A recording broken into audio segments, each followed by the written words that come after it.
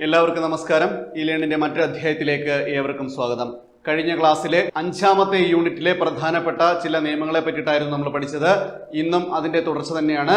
5ാമത്തെ യൂണിറ്റിന്റെ 2ാമത്തെ part video ആണ് നിങ്ങൾ എന്നിലൂടെ കണ്ടുകൊണ്ടിരിക്കുന്നത്. നമുക്ക് നോക്കാം ഇന്ന് എന്തൊക്കെയാണ് പഠിക്കാനുള്ളതെന്ന്. Central motor vehicle rule 1989 rule number 138, rule number 138 പറ്റിയിട്ടാണ് നമ്മൾ പഠിക്കാൻ പോകുന്നത്. കേന്ദ്ര മോട്ടോർ വാഹന നിയമം എന്ന് പലയിടത്തായിട്ട് പലപ്പോഴായിട്ട് നമ്മൾ പറഞ്ഞു കഴിഞ്ഞു. കേന്ദ്ര മോട്ടോർ വാഹന നിയമം 1989 പാസ്സാക്കിയെന്ന് പറഞ്ഞു. ആ നിയമത്തിലെ റൂൾ നമ്പർ 138 എന്താണെന്നാണ് പറയാൻ പോകുന്നത്. Signals and additional safety measures four motor vehicle.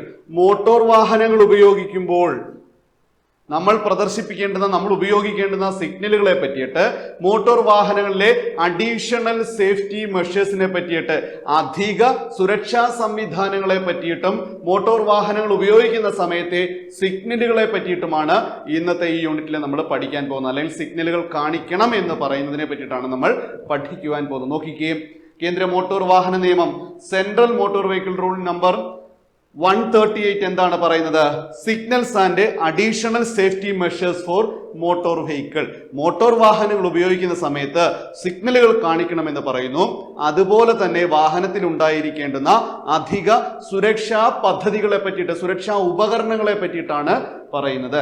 Motor വാഹന നിയമത്തിലെ വകുപ്പ് 118 പ്രകാരമുള്ള സിഗ്നലുകൾ മോട്ടോർ വാഹനം ഓടിക്കുന്ന ഡ്രൈവർമാർ ഉചിതമായ സന്ദർഭങ്ങളിൽ ഉചിതമായ സിഗ്നലുകൾ കാണിക്കണം.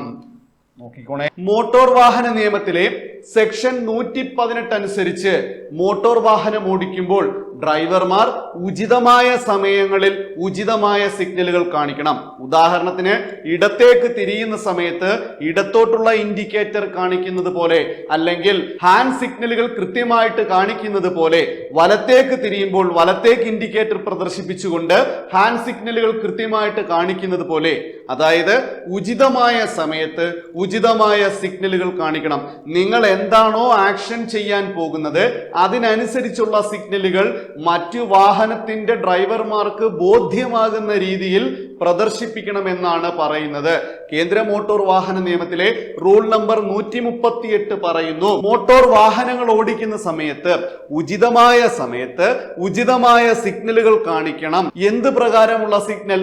മോട്ടോർ വാഹന നിയമത്തിലെ റൂൾ നമ്പർ 118 പ്രകാരമുള്ള സിഗ്നലുകൾ മോട്ടോർ വാഹനങ്ങൾ ഉപയോഗിക്കുമ്പോൾ കൃത്യമായി കാണിച്ചിരിക്കണമെന്ന് പറയുന്ന നിയമമാണ് റൂൾ നമ്പർ 138. ഒരിക്കൽ കൂടി പറയുന്നു, കേന്ദ്ര മോട്ടോർ വാഹന നിയമത്തിലെ റൂൾ നമ്പർ 138 എന്തിനെ പറ്റിയിട്ടാണ് പറയുന്നത് എന്ന് ചോദിച്ചാൽ, മോട്ടോർ വെഹിക്കിൾ ആക്ടിലെ സെക്ഷൻ 118 സിഗ്നലുകളെ പറ്റി പറയുന്നുണ്ട്. വിവിധങ്ങളായിട്ടുള്ള സിഗ്നലുകളെ പറ്റി കൃത്യമായിട്ട് അവിടെ പറയുന്നുണ്ട്. ഈ സിഗ്നലുകൾ വാഹനം ഉപയോഗിക്കുന്ന സമയത്ത് കൃത്യമായി കാണിച്ചിരിക്കണമെന്ന് പറയുന്ന നിയമമാണ് കേന്ദ്ര മോട്ടോർ വാഹന നിയമത്തിലെ റൂൾ നമ്പർ 138. അടുത്ത പോയിന്റ് നോക്കിക്കേ. മോട്ടോർ വാഹനം ഓടിക്കുന്ന ഡ്രൈവർ, കോ ഡ്രൈവർ സീറ്റിലെ യാത്രക്കാരൻ, മുന്നിലേക്ക് സ്ഥാപിച്ചിരിക്കുന്ന പിൻ സീറ്റിലെ യാത്രക്കാർ തുടങ്ങിയവർ യാത്രയിലായിരിക്കുമ്പോൾ സീറ്റ് ബെൽറ്റ് ധരിക്കേണ്ടുന്നതാണ്. കണ്ടോ? പിൻ സീറ്റിലെ യാത്രക്കാർ സീറ്റ് ബെൽറ്റ് ധരിക്കണമെന്ന് പറയുന്ന കേന്ദ്ര മോട്ടോർ വാഹന നിയമം ഏതാണ്? Rule number 138. പിൻ സീറ്റിലെ യാത്രക്കാർ സീറ്റ് ബെൽറ്റ് ധരിച്ചിരിക്കണമെന്ന് പറയുന്നത് സെൻട്രൽ മോട്ടോർ വെഹിക്കിൾ റൂളിലെ റൂൾ നമ്പർ 138 പ്രകാരമാണെന്ന് ഓർത്തു വെച്ചോണം. വളരെ പ്രധാനപ്പെട്ട ഒരു പോയിന്റ് ആണ് ഇത് കേട്ടോ. പിൻ സീറ്റിലെ യാത്രക്കാർ സീറ്റ് ബെൽറ്റ് ധരിക്കുന്നത് കേന്ദ്ര മോട്ടോർ വാഹന നിയമത്തിലെ സെൻട്രൽ മോട്ടോർ വെഹിക്കിൾ റൂളിലെ റൂൾ നമ്പർ 138 അനുസരിച്ചാണ്. അപ്പൊ ഇവിടെ എന്താ പറയുന്നത്? മോട്ടോർ വാഹനം ഓടിക്കുന്ന ഡ്രൈവർക്ക് സമീപത്തിരിക്കുന്ന സീറ്റിലെ യാത്രക്കാരൻ, അതായത് കോ ഡ്രൈവർ സീറ്റിലെ യാത്രക്കാരൻ, പിന്നിലിരിക്കുന്ന പാസഞ്ചേഴ്സ്, മുന്നിലേക്ക് സ്ഥാപിച്ചിട്ടുള്ള അല്ലെങ്കിൽ മുൻ വശത്തേക്ക് ഇരിക്കുന്ന പാസഞ്ചേഴ്സ്, അവരും എന്ത് ചെയ്തിരിക്കണം? സീറ്റ് ബെൽറ്റ് ധരിച്ചിരിക്കണം. ഒരിക്കൽ കൂടി പറയുന്നു, ഡ്രൈവർ സീറ്റ് ബെൽറ്റ് ധരിച്ചിരിക്കണം. ഒരു കാർ ആണെങ്കിൽ ഡ്രൈവർ സീറ്റ് ബെൽറ്റ് ധരിച്ചിരിക്കണം. തൊട്ട് ലെഫ്റ്റ് സൈഡിൽ, ഡ്രൈവറുടെ ലെഫ്റ്റ് സൈഡിൽ ഇരിക്കുന്ന കോ ഡ്രൈവർ സീറ്റിലിരിക്കുന്ന യാത്രക്കാരൻ സീറ്റ് ബെൽറ്റ് ധരിച്ചിരിക്കണം. പിന്നിലിരിക്കുന്ന യാത്രക്കാരും സീറ്റ് ബെൽറ്റ് ധരിച്ചിരിക്കണം. കേന്ദ്ര മോട്ടോർ വാഹന നിയമത്തിലെ റൂൾ നമ്പർ 138. മോട്ടോർ വാഹനം ഓടിക്കുന്ന ഡ്രൈവർ, കോ ഡ്രൈവർ സീറ്റിലെ യാത്രക്കാരൻ, മുന്നിലേക്ക് സ്ഥാപിക്കുന്ന പിൻ സീറ്റിലെ യാത്രക്കാർ തുടങ്ങിയവർ യാത്രയിലായിരിക്കുമ്പോൾ സീറ്റ് ബെൽറ്റ് ധരിക്കേണ്ടുന്നതാണ്. അടുത്ത പോയിന്റ് നോക്കാം. ഓരോ വാഹനത്തിലെയും ഡ്രൈവർ ഇനി പറയുന്ന സാധനങ്ങൾ വാഹനത്തിൽ ഉണ്ടെന്ന് ഉറപ്പുവരുത്തണം. എന്തൊക്കെയാണെന്ന് നോക്കിയേ. മോട്ടോർ സൈക്കിൾ ഒഴികെ മറ്റെല്ലാ വാഹനത്തിലും നിർബന്ധമായിട്ടും ഒരു സ്പെയർ വീൽ ഉണ്ടായിരിക്കേണ്ടുന്നതാണ്. കണ്ടോ, ഒരു വാഹനം ഓടിക്കുന്ന വാഹനത്തിന്റെ ഡ്രൈവർ വാഹനത്തിൽ സ്പെയർ വീൽ ഉണ്ടായിരിക്കണമെന്ന് ഉറപ്പുവരുത്തേണ്ടുന്നതാണ്. കേന്ദ്ര മോട്ടോർ വാഹന നിയമത്തിലെ റൂൾ നമ്പർ 138. മനസ്സിലാവുന്നുണ്ടോ? റൂൾ 138 എന്ത് പറയുന്നു? സുരക്ഷാ സംവിധാനങ്ങളെ പറ്റിയും പറയുന്നുണ്ട്. സിഗ്നലുകൾ കാണിക്കണമെന്ന് പറയുന്നതിനോടൊപ്പം തന്നെ അഡീഷണൽ സേഫ്റ്റി മെഷേഴ്സിനെ പറ്റി പറയുന്നു. അപ്പോ കേന്ദ്ര മോട്ടോർ വാഹന നിയമത്തിലെ റൂൾ നമ്പർ 138 അനുസരിച്ച് ഡ്രൈവർ മോട്ടോർ സൈക്കിൾ ഒഴികെയുള്ള മറ്റെല്ലാ വാഹനത്തിലും ആ വാഹനത്തിന്റെ ഡ്രൈവർ ഒരു സ്പെയർ വീൽ ഉണ്ടായിരിക്കണം എന്ന് ഉറപ്പുവരുത്തണം, അല്ലെങ്കിൽ സ്പെയർ വീൽ ഉണ്ട് എന്ന് ഉറപ്പുവരുത്തണം. മോട്ടോർ സൈക്കിൾ ഒഴികെ മറ്റെല്ലാ വാഹനത്തിലും എന്തുണ്ടായിരിക്കണം? നിർബന്ധമായിട്ടും ഒരു സ്പെയർ വീൽ ഉണ്ടായിരിക്കണം.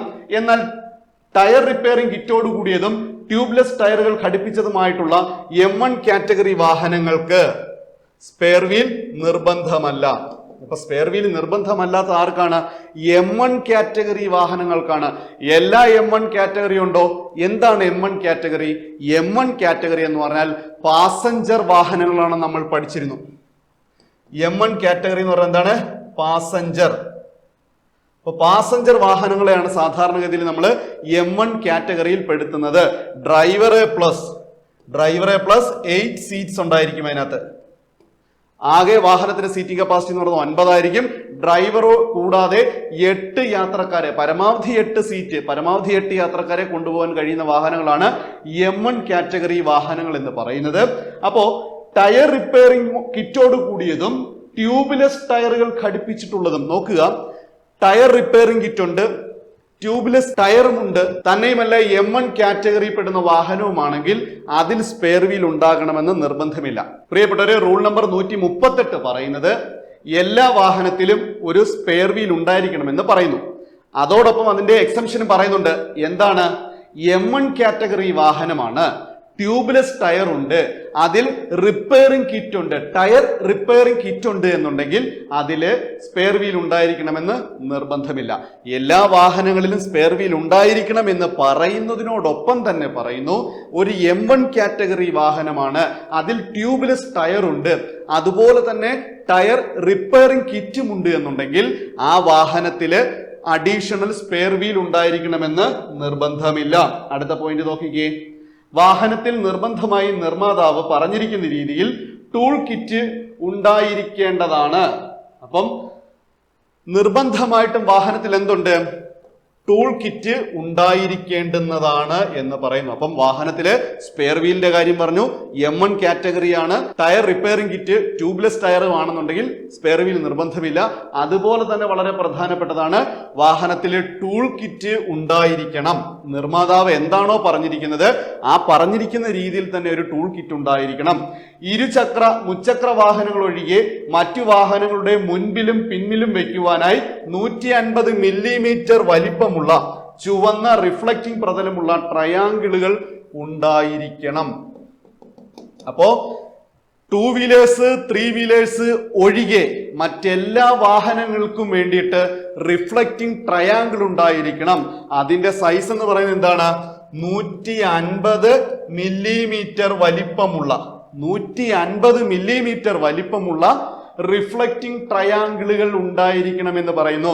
ഇരുചക്ര മുച്ചക്ര വാഹനങ്ങൾ ഒഴികെ മറ്റെല്ലാ വാഹനങ്ങളിലും മുന്നിലും പിന്നിലുമായിട്ട് വെക്കുവാനായിട്ട് 150 മില്ലിമീറ്റർ സൈസുള്ള റിഫ്ലക്റ്റിംഗ് ട്രയാങ്കിൾ ഉണ്ടായിരിക്കണമെന്ന് പറയുന്നു. സ്പെയർ വീല് പറഞ്ഞു.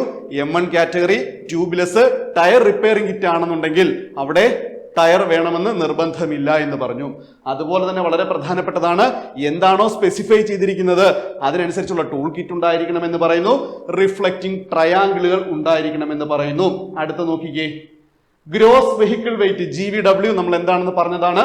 ഗ്രോസ് വെഹിക്കിൾ വെയിറ്റ് 7.5 ടണ്ണിൽ കുറഞ്ഞ 4 ചക്ര വാഹനങ്ങൾക്ക് 1 ട്രയാങ്കിളും, ഗ്രോസ് വെഹിക്കിൾ വെയിറ്റ് 7.5 ടണ്ണിൽ കൂടുതലുള്ള വാഹനങ്ങളിൽ 2 ട്രയാങ്കിളും ഉണ്ടായിരിക്കണം. ഓർത്തു വെച്ചോണേ. ഒരു വാഹനത്തിന്റെ ആകെഭാരം ഗ്രോസ് വെഹിക്കിൾ വെയിറ്റ് 7.5 ടണ്ണിൽ താഴെയാണെന്നുണ്ടെങ്കിൽ ഒരു റിഫ്ലക്റ്റിംഗ് ട്രയാങ്കിൾ വേണം. അപ്പോ ഒരു 4 ചക്ര വാഹനത്തിന് ഗ്രോസ് വെഹിക്കിൾ വെയിറ്റ് 7.5 ടണ്ണിൽ താഴെയാണെന്നുണ്ടെങ്കിൽ ഒരു റിഫ്ലക്റ്റിംഗ് ട്രയാങ്കിൾ ഉണ്ടായിരിക്കണം.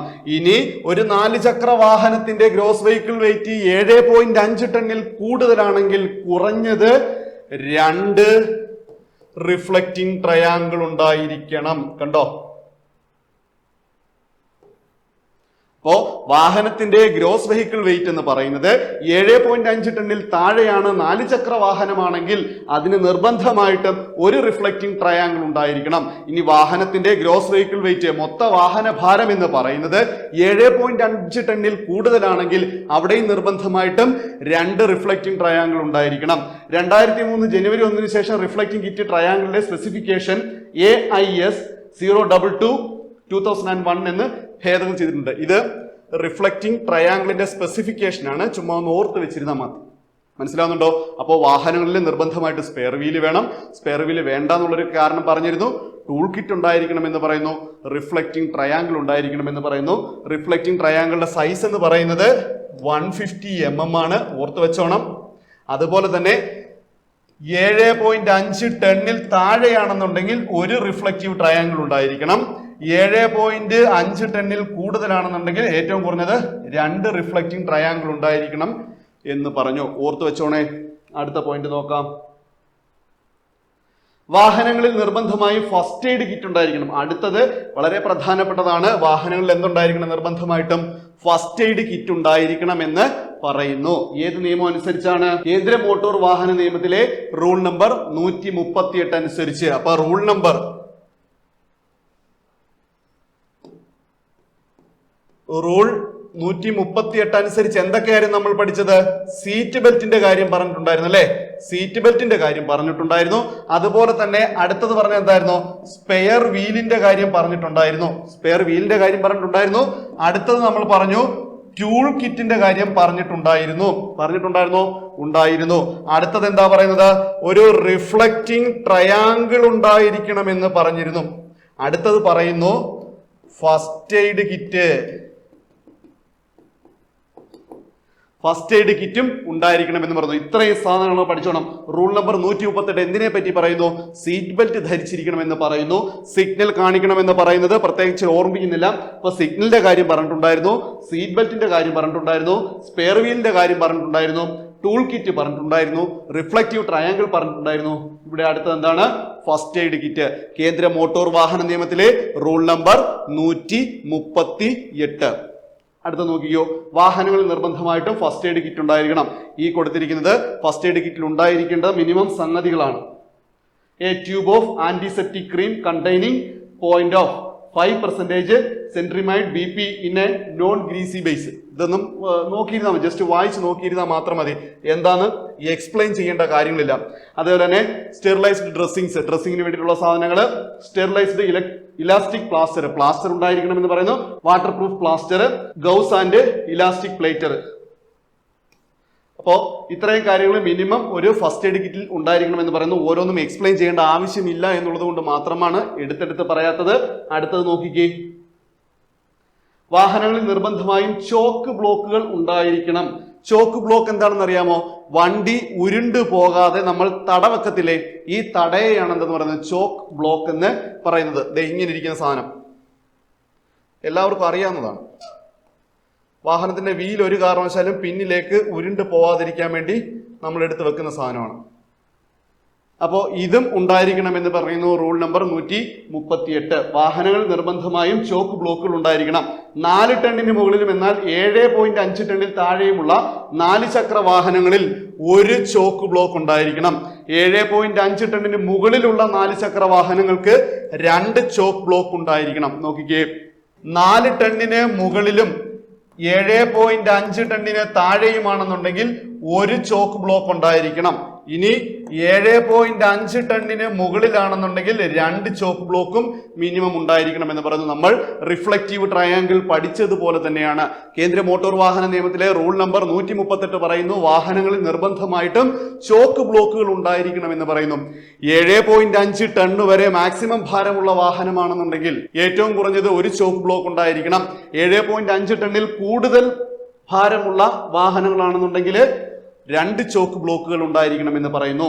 വാഹനം വിൽപ്പനയ്ക്ക് എത്തുന്ന സമയം തന്നെ നിർമ്മാതാവ് ഇത്തരം സാധനങ്ങൾ വാഹനത്തിൽ ഉണ്ടെന്ന് ഉറപ്പുവരുത്തുകയും വേണം. മനസ്സിലാവുന്നുണ്ടോ? വാഹനം വിൽപ്പനയ്ക്ക് എത്തുന്ന സമയത്ത് തന്നെ വാഹന നിർമ്മാതാവ് ഇത്തരം കാര്യങ്ങൾ കസ്റ്റമർക്ക് നിർബന്ധമായും കൊടുക്കേണ്ടതാണ് എന്ന് പറയുന്ന നിയമമാണ് കേന്ദ്ര മോട്ടോർ വാഹന നിയമത്തിലെ റൂൾ നമ്പർ 138. അടുത്ത നോക്കിക്കേ, ഇരുചക്ര വാഹനങ്ങൾ വാങ്ങുമ്പോൾ വാഹന നിർമ്മാതാവ് ഉടമയ്ക്ക് ഹെഡ് ഗിയർ നൽകേണ്ടുന്നതാണ്. കണ്ടോ, ഹെഡ് ഗിയർ എന്ന് വെച്ചാൽ എന്താ? ഹെൽമെറ്റ്. അപ്പൊ നമുക്കൊക്കെ ഹെൽമെറ്റ് കിട്ടുന്നത് ഏത് നിയമം അനുസരിച്ചിട്ടാണ്? സെൻട്രൽ മോട്ടോർ വെഹിക്കിൾ റൂളിലെ റൂൾ നമ്പർ 138 അനുസരിച്ചിട്ടാണ് നമുക്കൊക്കെ ഹെഡ് ഗിയർ കിട്ടുന്നത് അഥവാ ഹെൽമെറ്റ് കിട്ടുന്നത്. അപ്പോൾ ഒരു മോട്ടോർ വാഹനം വിൽപ്പനയ്ക്ക് എത്തുന്ന സമയത്ത് തന്നെ ആ വാഹനത്തിന്റെ നിർമ്മാതാവ് നിർദ്ദിഷ്ട സ്പെസിഫിക്കേഷനിലുള്ള ഒരു ഹെൽമെറ്റ് തീർച്ചയായിട്ടും ആ ബൈക്ക് വാങ്ങിക്കുന്നവന് നൽകണമെന്ന് പറയുന്ന നിയമമാണ് കേന്ദ്ര മോട്ടോർ വാഹന നിയമത്തിലെ റൂൾ നമ്പർ 138. ഓർത്ത് വെച്ചേക്കണം. സ്ഥിരമായിട്ട് നമ്മൾ വാഹനങ്ങളൊക്കെ ഓടിക്കുന്ന ആൾക്കാരാണ്, അതുകൊണ്ട് പറഞ്ഞതാണ്. അടുത്ത നോക്കിക്കേ, വാഹനത്തിന്റെ ഹെഡ് ലൈറ്റിൽ P45T ക്യാപ്പ് ഉള്ള ഹാലോജൻ ബൾബുകൾ ഉപയോഗിക്കുവാൻ പാടില്ല. അപ്പൊ ഇത് കാണുന്ന സമയത്ത് സ്വാഭാവികമായിട്ടും സംശയം ഉണ്ടാകും, എന്താണ് P45T ക്യാപ്പ് എന്ന് പറയുന്നത്? ക്യാപ്പ് ഫിറ്റിങ്ങിനുണ്ട്, ബൾബിന്റെ ഫിറ്റിങ്ങിനെ പറ്റിയിട്ടാണ് അത് പറയുന്നത്. ടൈപ്പ് ഓഫ് ബൾബിനെ പറ്റിയിട്ടാണ് പറയുന്നത്. അതായത് നോക്കിക്കേ, P45T കാറ്റഗറിയുള്ള ബൾബ് എന്ന് പറഞ്ഞു കഴിഞ്ഞാല് ഒരു ബൾബിനുള്ളിൽ തന്നെ 2 ഫിലമെന്റ് കാണും. എന്തിനാണെന്ന് അറിയാമല്ലോ? ഹൈ ബീമിനും ലോ ബീമിനും. അപ്പൊ ഒരു ബൾബിനുള്ളിൽ തന്നെ ഇത്തരത്തില് 2 ഫിലമെന്റ് ഉണ്ടായിരിക്കും, ഹൈ ബീം, ലോ ബീം എന്ന് പറഞ്ഞിട്ട്. അത്തരത്തിലുള്ള ബൾബിനെയാണ് P45T എന്ന് പറയുന്നത്. ക്യാപ്പ് എന്ന് പറഞ്ഞാൽ അതിന്റെ ഫിറ്റിങ്ങിനെ പറ്റിയിട്ടാണ് പറയുന്നത്. അതായത് P45T ക്യാപ്പ് എന്ന് പറഞ്ഞാൽ ബൾബിന്റെ ടൈപ്പ്, ഫിറ്റിംഗ്, ഇതിനെ രണ്ടിനെ അടിസ്ഥാനപ്പെടുത്തിയിട്ടിരിക്കുന്നതാണ്. നമ്മളോട് പറയുന്നു P45T H4 കാറ്റഗറിയിലുള്ള ബൾബ് ഉണ്ടായിരിക്കാൻ പാടില്ല. H4 എന്ന് പറഞ്ഞാൽ മറ്റൊന്നുമല്ല, ഹാലോജൻ ബൾബുകളെയാണ് റെപ്രസെന്റ് ചെയ്യുന്നത്. അപ്പൊ നമ്മളോട് പറയുന്നു വാഹനത്തിന്റെ ഹെഡ്ലൈറ്റിൽ P45T ക്യാപ്പുള്ള ഹാലോജൻ ബൾബുകൾ ഉപയോഗിക്കുവാൻ പാടില്ല എന്ന് പറയുന്നു. ഓർത്ത് വെച്ചോണേ, ഹാലോജൻ ബൾബുകൾ ഉപയോഗിക്കുവാൻ പാടില്ല. 24 വോൾട്ട് സിസ്റ്റത്തിലാണെങ്കിൽ 70-75 വാട്ട്സിലും 12 വോൾട്ട് സിസ്റ്റത്തിലാണെങ്കിൽ 60-65 വാട്ട്സിലും അധികം വാട്ടേജ് റേറ്റിംഗ് ഉള്ള ഹാലജൻ ബൾബുകൾ ഉപയോഗിക്കരുത്. നോക്കിക്കോണേ, അതായത് ഇവിടെ 70-75 എന്നും 60-65 എന്ന് നമ്മൾ കൊടുത്തിട്ടുണ്ട്. എന്താണ് 60-65, 70-75 എന്ന് വെച്ചാല് ഒന്നുമില്ല, ഹെഡ് ലൈറ്റിന്റെ 2 പോയിന്റുകളുണ്ട്, ഹൈ ബീമും ലോ ബീമും. 70 വാട്ട്സ് എന്ന് പറയുന്നത് ലോ ബീം ആണെങ്കിൽ 75 വാട്ട്സ് എന്ന് പറയുന്നത് എന്താണ്? ഹൈ ബീം ആണ്. മനസ്സിലാവുന്നുണ്ടോ? അതിനെയാണ് സൂചിപ്പിക്കുന്നത്. അഥവാ ബൾബുകളുടെ വാട്ടേജ് റേറ്റിംഗിനെയാണ് സൂചിപ്പിക്കുന്നത്. മനസ്സിലാവുന്നുണ്ടോ? ഒരു പ്രാവശ്യം പരീക്ഷയ്ക്ക് ചോദിച്ചിട്ടുണ്ടായിരുന്നു 70-75 W എന്നത് എന്തിനെ സൂചിപ്പിക്കുന്നു? എന്തിനെയാണ് സൂചിപ്പിക്കുന്നത്? വാട്ടേജ് റേറ്റിംഗിന്റെ, ബൾബുകളുടെ വാട്ടേജ് റേറ്റിംഗിനെയാണ് അത് സൂചിപ്പിക്കുന്നത്. 24 വോൾട്ട് സിസ്റ്റത്തിലാണെങ്കിൽ 70-75 വാട്ട്സിലും 12 വോൾട്ട് സിസ്റ്റത്തിലാണെങ്കിലോ 60-65 വാട്ട്സിലും അധികം വാട്ടേജ് റേറ്റിംഗ് ഉള്ള ഹാലോജൻ ബൾബുകൾ ഉപയോഗിക്കരുത്. അപ്പോ 24 വോൾട്ട് സിസ്റ്റത്തിലാണെങ്കിൽ മാക്സിമം ഉപയോഗിക്കാവുന്നത് 70-75 വാട്ട്സ് ഉള്ള വാട്ടേജ് റേറ്റിംഗ് ഉള്ള ബൾബുകളായിരിക്കും. 12 വോൾട്ട് സിസ്റ്റത്തിലാണെങ്കിലോ മാക്സിമം ഉപയോഗിക്കാൻ കഴിയുന്നത് 60-65 വാട്ടേജ് റേറ്റിംഗ് ഉള്ള ബൾബുകളായിരിക്കുമെന്ന് ഓർത്ത് വെച്ചോണം. അപ്പൊ 70-75, 60-65 എന്ന് കൊടുത്തേക്കുന്നത് ബൾബുകളുടെ വാട്ടേജ് റേറ്റിംഗ് ആണ്. P45T എന്ന് കണ്ടാൽ നമ്മൾ ഊഹിച്ചോണം ഒറ്റ ബൾബിൽ തന്നെ 2 ഫിലമെന്റ് വരുന്ന ടൈപ്പിനെയാണ് അവിടെ മെൻഷൻ ചെയ്തിരിക്കുന്നത്. ഇനി H4 എന്നുണ്ടെങ്കിൽ അത് ഹാലജനെയാണ് സൂചിപ്പിക്കുന്നത്. മനസ്സിലാവുന്നുണ്ടോ? അപ്പോ ഇങ്ങനെ വാഹനത്തിന്റെ ഹെഡ്ലൈറ്റില് P45T ക്യാപ്പ് ഉള്ള ഹാലജൻ ബൾബുകൾ ഉപയോഗിക്കുവാൻ പാടില്ല എന്ന് പറയുന്നു കേന്ദ്ര മോട്ടോർ വാഹന നിയമത്തിലെ റൂൾ നമ്പർ 138. അപ്പോ മാക്സിമം ഉപയോഗിക്കുവാൻ കഴിയുന്ന ബൾബുകളുടെ വാട്ടേജ് റേറ്റിംഗ് എന്ന് പറയുന്നത് 24 വോൾട്ട് സിസ്റ്റത്തിലാണെങ്കിൽ 70-75, 12 വോൾട്ട് സിസ്റ്റത്തിലാണെങ്കിൽ 60-65 ചുരുക്കിയിരിക്കുന്നു, നിജപ്പെടുത്തിയിരിക്കുന്നു. മനസ്സിലാവുന്നോ?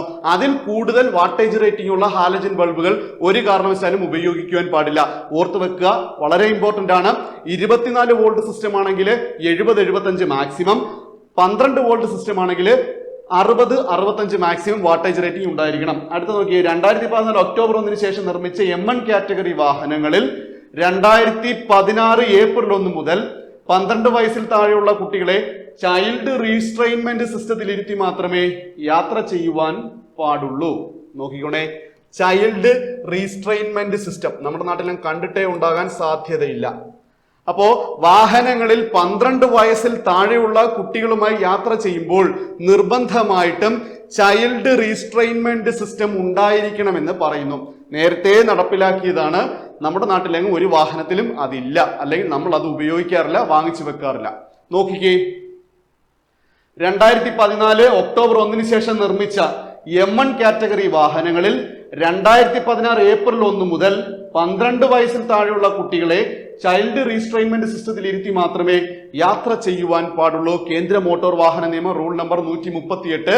വാഹനങ്ങളിൽ ചൈൽഡ് റീസ്ട്രെയിൻമെന്റ് സിസ്റ്റം ഉണ്ടായിരിക്കണമെന്ന് പറയുന്ന നിയമമാണ് റൂൾ നമ്പർ 138. എത്ര പ്രായം വരെയുള്ള കുട്ടികൾക്കാണ്? 12 വയസ്സിൽ താഴെയുള്ള കുട്ടികൾക്ക്. മനസ്സിലാവുന്നുണ്ടോ? 12 വയസ്സിൽ താഴെയുള്ള കുട്ടികൾക്ക് നിർബന്ധമായും 2016 ഏപ്രിൽ 1 മുതൽ ചൈൽഡ് റീസ്ട്രെയിൻമെന്റ് സിസ്റ്റത്തിൽ ഇരുത്തി മാത്രമേ യാത്ര ചെയ്യിപ്പിക്കാവൂ എന്ന് പറയുന്ന നിയമമാണ് കേന്ദ്ര മോട്ടോർ വാഹന നിയമം റൂൾ നമ്പർ 138. എന്നാൽ ട്രാൻസ്പോർട്ട് വാഹനങ്ങളിലും മറ്റ് പ്രത്യേക വാഹനങ്ങളിലും ഈ നിയമം ബാധകമല്ല. അപ്പോ ചൈൽഡ് റീസ്ട്രെയിൻമെന്റ് സിസ്റ്റം വേണം എന്ന് പറയുന്നത് ഗതാഗത വാഹനങ്ങളിൽ ആവശ്യമില്ല. പക്ഷേ മറ്റു വാഹനങ്ങളിൽ, പ്രത്യേകിച്ച് കാറുകളിലെ M1 കാറ്റഗറി വാഹനങ്ങളിൽ ഡ്രൈവറെ കൂടാതെ പരമാവധി 8 സീറ്റുകളുള്ള M1 കാറ്റഗറി പാസഞ്ചർ കാറ്റഗറി വാഹനങ്ങളിൽ ചൈൽഡ് റീസ്ട്രെയിൻമെന്റ് സിസ്റ്റം ഉണ്ടായിരിക്കണം. 12 വയസ്സിൽ താഴെയുള്ള കുട്ടികളാണെങ്കിൽ നിർബന്ധമായും ചൈൽഡ് റീസ്ട്രെയിൻമെന്റ് സിസ്റ്റത്തിലായിരിക്കണം യാത്ര ചെയ്യേണ്ടുന്നത്. 2016 ഏപ്രിൽ 1 മുതൽ അങ്ങനെയാണെന്ന് പറയുന്നു. ട്രാൻസ്പോർട്ട് വാഹനങ്ങളിൽ വേണമോ? അതിന്റെ ആവശ്യമില്ല. ഇരുചക്ര വാഹനത്തിന്റെ പില്യൺ സീറ്റിൽ 9 മാസത്തിനും 4 വയസ്സിനും ഇടയിൽ പ്രായമുള്ള കുട്ടികളുമായി യാത്ര ചെയ്യുമ്പോൾ ശ്രദ്ധിക്കേണ്ടവ. അപ്പോ ബൈക്കുകളുടെ പില്യൺ സീറ്റ് എന്ന് പറഞ്ഞാൽ പിന്നിലെ സീറ്റ് എന്നാണ് അർത്ഥം. മനസ്സിലാവുന്നുണ്ടോ? പിന്നിലെ സീറ്റില് 4 വയസ്സിനും 9 മാസത്തിനും ഇടയിൽ പ്രായമുള്ള കുട്ടികളുമായി യാത്ര ചെയ്യുമ്പോൾ എന്തൊക്കെ ശ്രദ്ധിക്കണം എന്നുള്ളതാണ്. പില്യൺ സീറ്റിൽ യാത്ര ചെയ്യുന്ന 9 മാസത്തിനും 4 വയസ്സിനും ഇടയിൽ പ്രായമുള്ള കുട്ടികളെ സേഫ്റ്റി ഹാർനസ് ധരിപ്പിക്കണം. മനസ്സിലാവുന്നുണ്ടോ? അപ്പോ ബൈക്കിന്റെ പിന്നിലത്തെ സീറ്റില് നിങ്ങളുടെ കുട്ടിയുമായിട്ടാണ് നിങ്ങൾ യാത്ര ചെയ്യുന്നതെങ്കിൽ, നിങ്ങൾ ബൈക്ക് ഓടിക്കുന്നു, പിന്നിൽ നിങ്ങളുടെ കുട്ടിയുണ്ട്, ആ കുട്ടിക്ക് 3 വയസ്സ് മാത്രമേ പ്രായമുള്ളൂ. 9 മാസത്തിനും 4 വയസ്സിനുമിടയിൽ പ്രായമുള്ള കുട്ടിയുമായിട്ട് പില്യൺ സീറ്റിൽ യാത്ര ചെയ്യുമ്പോൾ എന്ത് ചെയ്യണമെന്നാ പറഞ്ഞിരിക്കുന്നത്? സേഫ്റ്റി ഹാർനസ് ധരിപ്പിച്ചിരിക്കണം, സേഫ്റ്റി ബെൽറ്റ് ധരിപ്പിച്ചിരിക്കണം എന്ന് പറയുന്നു. സേഫ്റ്റി വെസ്റ്റ് എന്നൊക്കെ പറയാം, സേഫ്റ്റി ഹാർനസ്. പിൻസീറ്റ് യാത്രക്കാരായ കുട്ടികൾക്ക് സുരക്ഷിതമായ യാത്രയ്ക്കായി രൂപകൽപ്പന ചെയ്തിരിക്കുന്ന വെസ്റ്റ് ആണ് എന്തെന്ന് പറയുന്നത്? സേഫ്റ്റി ഹാർനസ് എന്ന് പറയുന്നതാണ്ടേ, ഇത് കണ്ടോ, ഇതിനെയാണ് സേഫ്റ്റി ഹാർനസ് എന്ന് പറയുന്നത്. മനസ്സിലാവുന്നുണ്ടോ?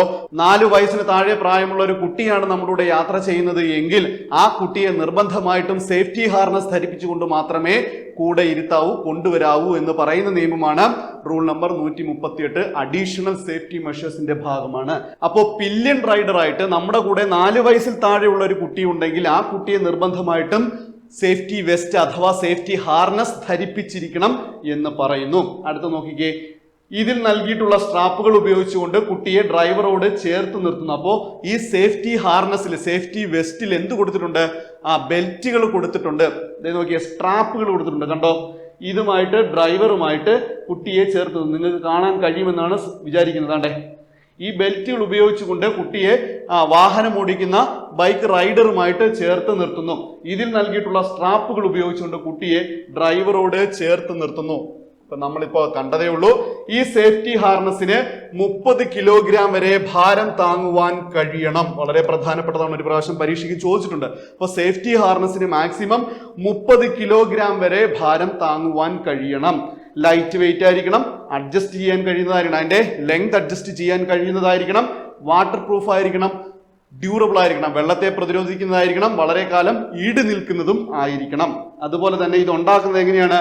ഹെവി നൈലോൺ അല്ലെങ്കിൽ മൾട്ടി ഫിലമെന്റ് നൈലോൺ മെറ്റീരിയൽ വെച്ചിട്ടാണ് ഉണ്ടാക്കുന്നത്. ഹൈ ഡെൻസിറ്റി ഫോം, ഇതിലെന്തുണ്ട്? ഹൈ ഡെൻസിറ്റി ഫോം നിർമ്മിക്കുവാൻ ഉപയോഗിക്കുന്നുണ്ട്. ആൻഡ് സഫീഷ്യന്റ് കുഷനിങ്, അത് കുഷനിങ് പ്രൊവൈഡ് ചെയ്യുന്നുണ്ട്. അപ്പം നൈലോൺ മെറ്റീരിയൽ ഉപയോഗിച്ചിട്ടാണ് നിർമ്മിക്കുന്നത്. അതുപോലെ തന്നെ ഹൈ ഡെൻസിറ്റി ഫോം ഇതിൽ യൂസ് ചെയ്യുന്നുണ്ട്. ഈ ഫോം എന്താണ്? നല്ല കുഷനിങ് എഫക്റ്റ് ഇതിന് കൊടുക്കുന്നുണ്ട്. അത് ടൈറ്റ് ചെയ്ത് വെച്ചാലും കുട്ടികൾക്ക് അങ്ങനെ വേദനിക്കില്ല, മറ്റു ബുദ്ധിമുട്ടുണ്ടാകില്ല എന്നാണ് പറയുന്നത്. പിൻസീറ്റിൽ യാത്ര ചെയ്യുന്ന കുട്ടി നിർബന്ധമായും ക്രാഷ് ഹെൽമെറ്റ് ധരിച്ചിരിക്കണം. അപ്പോ പിൻസീറ്റിൽ ഒരു കുട്ടി യാത്ര ചെയ്യുന്നുണ്ടെങ്കിൽ നിർബന്ധമായിട്ടും അത് ഹെൽമെറ്റ് ധരിച്ചിരിക്കണം. സേഫ്റ്റി ഹാർനസ് പോലെ തന്നെ മുഖ്യമാണ് ഹെൽമെറ്റ് ധരിച്ചിരിക്കണം എന്ന് പറയുന്നു. പിൻസീറ്റിൽ കുട്ടിയുമായിട്ട് യാത്ര ചെയ്യുന്ന വാഹനത്തിന്റെ പരമാവധി വേഗത എന്ന് പറയുന്നതാണ് 40 km/h ആയിരിക്കണം. അപ്പോ നിങ്ങളുടെ കൂടെ വാഹനത്തിന്റെ പിൻസീറ്റിൽ, ബൈക്കിന്റെ പിൻസീറ്റില് ഒരു കുട്ടി യാത്ര ചെയ്യുന്നുണ്ട്. ആ കുട്ടിയുടെ തലയിൽ ഹെൽമെറ്റ് ഉണ്ടായിരിക്കണം, സേഫ്റ്റി ഹാർനസ് ധരിപ്പിച്ചിരിക്കണം. അതുപോലെ തന്നെ പരമാവധി വേഗത എന്ന് പറയുന്നത് എന്താണ്? 40 km/h ആയിരിക്കണം എന്ന് പറയുന്നു കേന്ദ്ര മോട്ടോർ വാഹന നിയമത്തിലെ റൂൾ നമ്പർ 138. അപ്പോൾ റൂൾ നമ്പർ 138 പല കാര്യങ്ങൾ നമ്മളിങ്ങനെ പറഞ്ഞിരുന്നു. ഇതെങ്ങനെയാണ് പഠിക്കേണ്ടത്? കുറെ ഉണ്ടല്ലോ എന്നൊന്നും ചിന്തിക്കേണ്ട. ആദ്യം central motor vehicle rule CMVR rule number 138 എന്ന് ചെറുതായിട്ട് എഴുതി വെക്കുക. അതിനുശേഷം പോയിന്റ് ബൈ പോയിന്റ് ആയിട്ട് നമ്മൾ പറഞ്ഞിരുന്ന ഓരോ കാര്യങ്ങളും ആദ്യം പറഞ്ഞിരുന്നു. മോട്ടോർ വെഹിക്കിൾ ആക്ട് സെക്ഷൻ 118 പറഞ്ഞിരിക്കുന്ന പ്രകാരമുള്ള ഉചിതമായ സിഗ്നലുകൾ ഉചിതമായ സമയത്ത് കാണിക്കണമെന്ന് പറഞ്ഞു. അപ്പൊ നമ്മൾ സിഗ്നൽ എന്ന് എഴുതി വെക്കണം. MV ആക്ട് 118 എന്ന് ബ്രാക്കറ്റിൽ കൊടുക്കണം. പിന്നെ എന്താണ് പറഞ്ഞത്? മുൻസീറ്റിലെ കോ ഡ്രൈവർ സീറ്റിലിരിക്കുന്ന ആളും ഡ്രൈവർ സീറ്റിലിരിക്കുന്ന ആളും വാഹനത്തിന്റെ ഡ്രൈവറും പിൻസീറ്റിലിരിക്കുന്ന യാത്രക്കാരും നിർബന്ധമായിട്ട് സീറ്റ് ബെൽറ്റ് ധരിച്ചിരിക്കണം എന്ന് പറയുന്നു. അതുപോലെ തന്നെ ഒരു ടയർ കൊടുക്കണം എന്ന് പറഞ്ഞു, സ്പെയർ വീൽ ഉണ്ടായിരിക്കണം എന്ന് പറഞ്ഞു, ടൂൾ കിറ്റ് ഉണ്ടായിരിക്കണം എന്ന് പറഞ്ഞു, റിഫ്ലക്റ്റീവ് ട്രയാങ്കിളിന്റെ കാര്യം പറഞ്ഞു, ചോക്ക് ബ്ലോക്കിന്റെ കാര്യം നമ്മൾ പറഞ്ഞു, ഹെൽമെറ്റിന്റെ കാര്യം പറഞ്ഞു, സേഫ്റ്റി ഹാർനസിന്റെ കാര്യങ്ങളൊക്കെ പറഞ്ഞു. അപ്പൊ ഇതൊക്കെ ചെറുങ്ങനെ നോട്ട് ചെയ്ത് വെച്ച് പഠിച്ചാൽ വളരെ എളുപ്പമായിരിക്കും. വലിയ കാര്യങ്ങളൊന്നുമില്ല, സിമ്പിൾ ആയിട്ടുള്ള കാര്യങ്ങളൊക്കെ തന്നെയാണ് പറയുന്നത്. പക്ഷേ ഈ ഭാഗത്ത് നിന്നൊക്കെ ചോദ്യങ്ങൾ ചോദിക്കുവാൻ സാധ്യതയുണ്ട്. അപ്പോൾ കൃത്യമായിട്ട് ഇതൊക്കെ ഓർത്തു വെക്കുക, പഠിച്ചു വെക്കുക, നന്നായിട്ട് റിവൈസ് ചെയ്യുക. എല്ലാവർക്കും നന്ദി.